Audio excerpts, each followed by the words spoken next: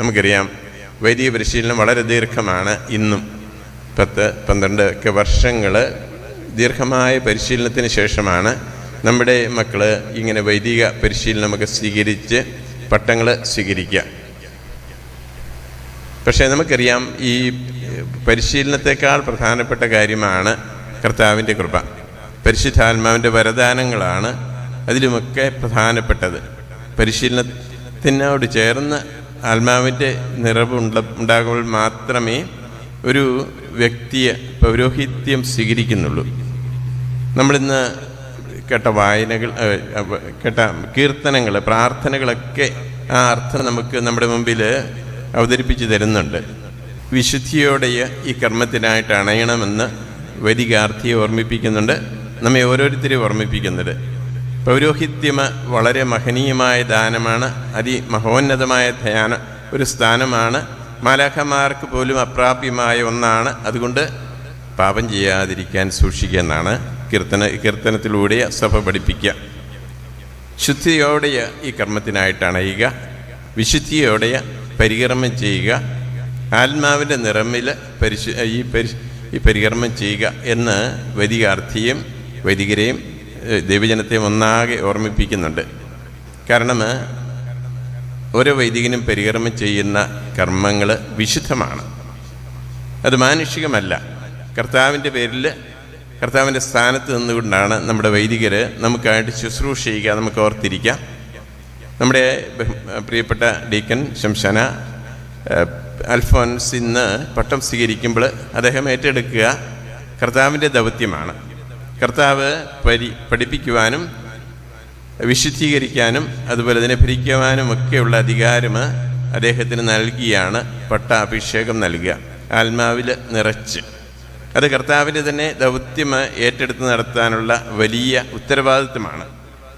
അതുകൊണ്ടാണ് ഈ സഭയെ ഓർമ്മിപ്പിക്കുക, പാപം ചെയ്യാതിരിക്കാൻ സൂക്ഷിക്കുക. കാരണം മാമോദിസ കൊടുക്കുവാനും അതുപോലെ തന്നെ വിശുദ്ധീകരിക്കാനും പഠിപ്പിക്കുവാനും തിരുത്തുവാനുമൊക്കെയുള്ള അധികാരം ഇദ്ദേഹത്തിന് നൽകുന്നുണ്ട്.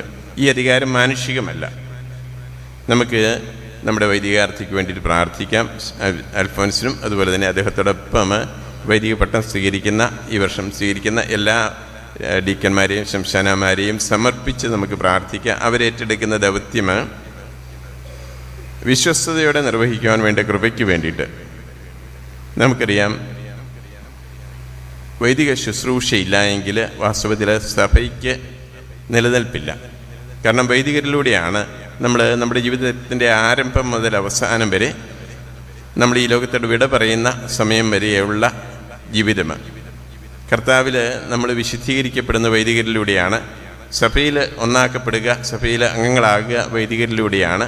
അതുപോലെ തന്നെ നമ്മുടെ ജീവിതാന്തസ്തുകൾ, വിവിധങ്ങളായ ജീവിതാന്തസ്തുകളിൽ വൈദികർക്കുള്ള പങ്ക് നമുക്കറിയാം. അവരുടെ ഇടപെടലിലൂടെയാണ് ദൈവം കൃപകൾ നൽകുക, വരദാനങ്ങൾ നൽകുക, കുദാശകൾ നമുക്ക് നൽകുക.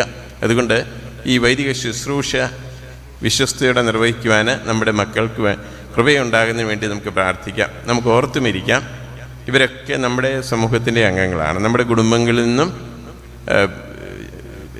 തിരഞ്ഞെടുക്കപ്പെടുന്നവരാണ്. നമുക്കുള്ള പോരായ്മകളും കുറവുകളും ഒക്കെ ഇവർക്കുമുണ്ട്. പക്ഷേ ഈ കുറവുകളെയും പോരായ്മകളെ നികത്താനുള്ള ഉത്തരവാദിത്വം നമുക്കുണ്ട്. പ്രാർത്ഥനയിലൂടെയും അതുപോലെ തന്നെ ആവശ്യ നേരത്ത് പ്രോത്സാഹിപ്പിച്ചും തിരുത്തിയും സഹായിച്ചുമൊക്കെ നമുക്ക് ഇവരെയും ഈ ദൈവത്തിലേക്ക് അടുപ്പിക്കാനുള്ള ഉത്തരവാദിത്വമുണ്ട് എന്ന് നമുക്ക് ഓർത്തിരിക്കാം. ഈ ഇടവകയിൽ നിന്നും ധാരാളം ദൈവവിളികളുണ്ട് എന്ന് എനിക്കറിയാം. വൈദികരായിട്ട് സിസ്റ്റേഴ്സായിട്ടൊക്കെ നമ്മുടെ ഇടവകയിൽ നിന്നും ദൈവവിളികൾ നമുക്ക് ലഭിച്ചുകൊണ്ട് തന്നെയാണ് ഇരിക്കുന്നത്, ലഭിച്ചിട്ടുമുണ്ട്. അത് ഇനിയും തുടർന്ന് പോകുന്നതിന് വേണ്ടിയിട്ടുള്ള കൃപയ്ക്ക് നമുക്ക് പ്രാർത്ഥിക്കാം. നമ്മുടെ മക്കൾ കർത്താവിൻ്റെ സ്വരം കേൾക്കണമെങ്കിൽ, കാരണം ദൈവവിളി എന്ന് പറഞ്ഞാൽ കർത്താവിൻ്റെ വിളിയാണ്, ദൈവമാണ് കൊടുക്കുക. അവർ കർത്താവിൻ്റെ സ്വരം കേൾക്കണമെങ്കിൽ അതിന് അനുകൂലമായ സാഹചര്യങ്ങൾ ഉണ്ടാക്കേണ്ടതുണ്ട്. സഭയോട് ചേർന്ന് അല്ലെങ്കിൽ ഇടവകയോട് ചേർന്ന് ജീവിക്കുമ്പോഴാണ് മക്കൾ തീർച്ചയായിട്ടും ഈ വിശുദ്ധമായ കർമ്മത്തിനായിട്ട് തങ്ങളെ തന്നെ സമർപ്പിക്കുവാൻ തയ്യാറാകുക. നല്ല പ്രാർത്ഥനാ ചൈതന്യവും അതുപോലെ തന്നെ ഈ സഭാത്മക ജീവിതമൊക്കെ നയിക്കുന്ന കുടുംബങ്ങളിൽ നിന്നാണ് ദൈവവിളികൾ ഉണ്ടാകേണ്ടതും. അതുകൊണ്ട് ദൈവവിളികൾ നമുക്കുണ്ടാകണമെങ്കിൽ നമ്മുടെ മക്കൾ ഈ സ്വരം കേൾക്കണം. വൈദികരായിട്ട് അല്ലെ സന്യാസിമാരായിട്ട് സന്യാസിനിമാരായിട്ട് ഒക്കെ ശുശ്രൂഷയ്ക്കായിട്ട് അണയുവാൻ അവർ തയ്യാറാകണമെങ്കിൽ നമ്മുടെ കുടുംബങ്ങളിൽ അതിന് പറ്റുന്ന അരൂപി ഉണ്ടാകണം. നമ്മുടെ കുടുംബങ്ങളിൽ മക്കളുണ്ടാകണം. മക്കൾ ദൈവാരൂപിയിൽ വളർന്നു വരണം. ആ രൂപിക്ക് ചേർന്ന് അവർ ജീവിക്കുകയും ചെയ്യണം.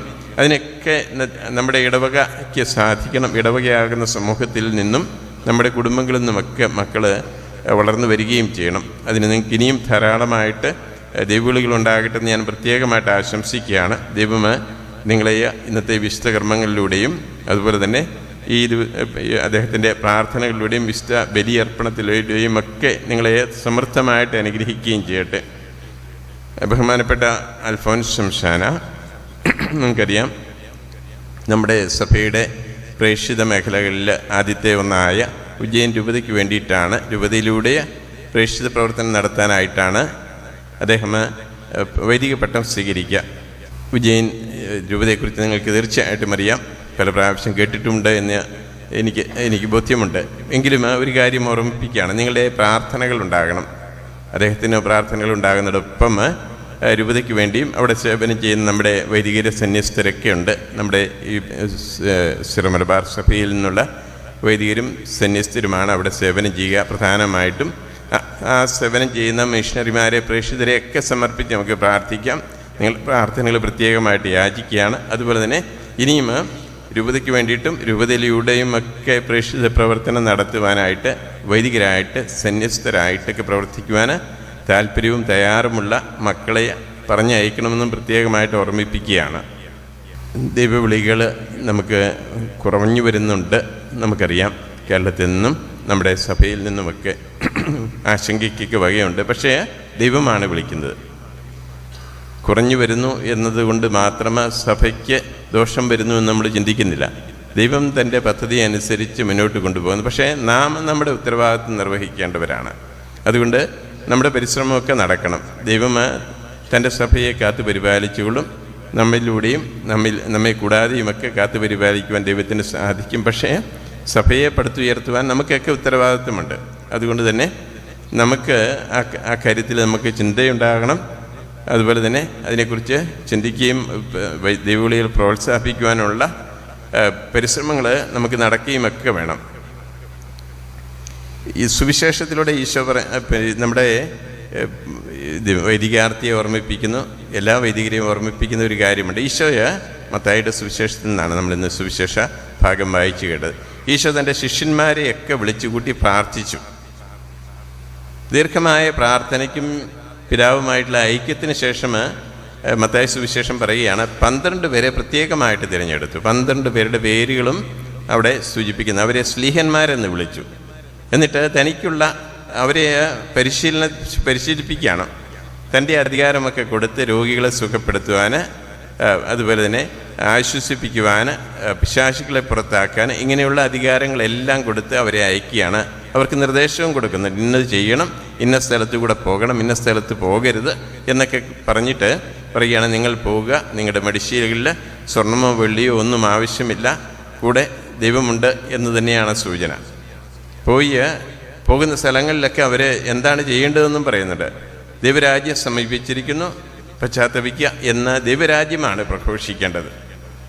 പ്രഘോഷണം അവരുടെ ഉത്തരവാദിത്തമാണ്. ബാക്കിയുള്ളത് ദൈവം ചെയ്യുന്ന കാര്യമാണ്. അവർ വിശ്വസ്തയോടെ ഈ പ്രഘോഷണം നടത്തുമ്പോൾ കർത്താവിൻ്റെ സാന്നിധ്യം അവരോടൊപ്പം ഉണ്ടായിരിക്കുമെന്ന് അവിടുന്ന് ഉറപ്പ് കൊടുക്കുന്നുണ്ട്. ഇന്നും നമ്മുടെ വൈദികർ ചെയ്യാനായിട്ട് വിളിക്കപ്പെടുന്ന ഇതാണ്: ദൈവരാജ്യം പ്രഘോഷിക്കുക, രോഗികളെ സുഖപ്പെടുത്തുക, പഠിപ്പിക്കുക, പിശാചുക്കളെ പുറത്താക്കുക. ഇതെല്ലാം അവർക്ക് കൊടുക്കുന്ന ഉത്തരവാദിത്വമാണ്. വ്യത്യസ്തമായ രീതികളിലാണ് കുദാശകളുടെ പരികർമ്മത്തിലൂടെയും അതുപോലെ തന്നെ പഠിപ്പിച്ചുമൊക്കെയാണ് ഇവർ ചെയ്യുക. പക്ഷേ കർത്താവിൻ്റെ ദൗത്യം തന്നെയാണ് നിർവഹിക്കുക. എങ്കിൽ കർത്താവിൻ്റെ ദൗത്യം നിർവഹിക്കാൻ അവർക്ക് സാധിക്കണമെങ്കിൽ നമുക്കറിയാം, കർത്താവിനോട് ചേർന്നുണ്ടായിരിക്കണം. യോഹന്നാൻ്റെ സുവിശേഷം ഈ കാര്യം വളരെ വ്യക്തമായിട്ട് പറയുന്നുണ്ട്. നിങ്ങൾ മുന്തിരി ഞാൻ തായ്തടിയും നിങ്ങൾ മുന്തിരി ചെടി ശാഖകളുമാണ്. ഈ തായ്തടിയോട് ചേർന്ന് നിന്നെങ്കിൽ മാത്രമേ ശാഖകളിലൂടെ ഫലങ്ങൾ ഉളവാകുകയുള്ളൂ. അതുകൊണ്ട് നമ്മുടെ വൈദികർക്ക് വേണ്ടി നമുക്ക് പ്രാർത്ഥിക്കാം. ഈശോ ആകുന്ന തായ്തടിയോട് ചേർന്ന് നിന്നുകൊണ്ട് ഫലങ്ങൾ ധാരാളം ആയി പുറപ്പെടുവിക്കുവാൻ വേണ്ട കൃപയ്ക്ക് വേണ്ടി നമുക്ക് പ്രാർത്ഥിക്കാം. ദൈവമേ നമ്മുടെ വൈദികരെയും നമ്മെ ഓരോരുത്തരെയും നിങ്ങളെയും നിങ്ങളുടെ ഇടഭാഗങ്ങളെയും ധാരാളമായിട്ട് അനുഗ്രഹിക്കട്ടെ എന്ന് ആശംസിക്കുന്നു. അൽഫോൻസിൻ്റെ അമ്മയ്ക്കും സഹോദരനും അതുപോലെ തന്നെ കുടുംബാംഗങ്ങളെല്ലാവർക്കും ഇടവക്കാർക്കും അഭിനന്ദനങ്ങൾ ആശംസകൾ നേരുന്നു. സ്നേഹപൂർവ്വം നിങ്ങൾക്ക് അഭിനന്ദനങ്ങൾ നേരുന്നതോടൊപ്പം ബഹുമാനപ്പെട്ട ശംശാനയ്യ വൈദിക കൂട്ടായ്മയിലേക്ക് സ്വാഗതവും ചെയ്യുന്നു.